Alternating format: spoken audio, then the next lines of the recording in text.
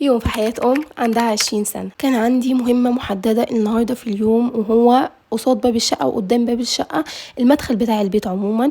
بجد كان شكله انا ما قدرتش اصوره يعني قبل ما انضفه، وحركة حلوة قوي ان انتوا بعد ما تخلصوا قدام باب الشقة المدخل بتاع البيت عموما بخروا، يعني حطوا مبخرة بره كده بتخلي مدخل البيت حلو ومتعطر وريحته تحفة. وريحة البخور احنا عارفين ان هي بتثبت، وانا بصراحة يعني عندي نوع بخور كده ما بستحملش ريحته في الشقة قوي من كتر ما هو بيفضل وقت طويل، فبسيبه ابخر بيه بره. بعد كده بقى يعني انا كان اليوم ده بجد كان عندي حاجات كتير قوي قوي، فعملت ايه بقى؟ كنت جايبه الصوص اللي هو بتاع ادمي ده صلصه جاهزه اصلا. المكرونه يا دوبك بس قطعت عليها فلفل وسلقت المكرونه وحطيتها، كانت المكرونه جاهزه، كان طعمها تحفه يا جماعه. بعد كده بقى غسلت الحمام كويس قوي قوي، الحمام بتاعي كبير ومرهق قوي فبياخد مني وقت، بياخد حوالي ساعتين عبال ما يتلم كده.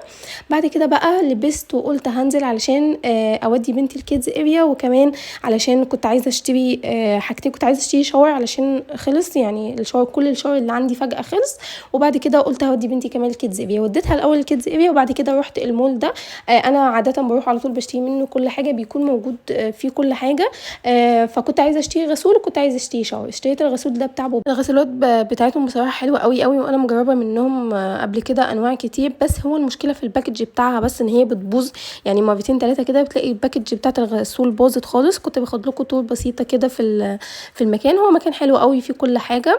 وبعد كده بقى يعني خلصت اشتريت، ما اشتريتش غير بصراحه الشاور واشتريت الغسول، دول حاجتين اللي انا كنت محتاجاهم فاشتريتهم.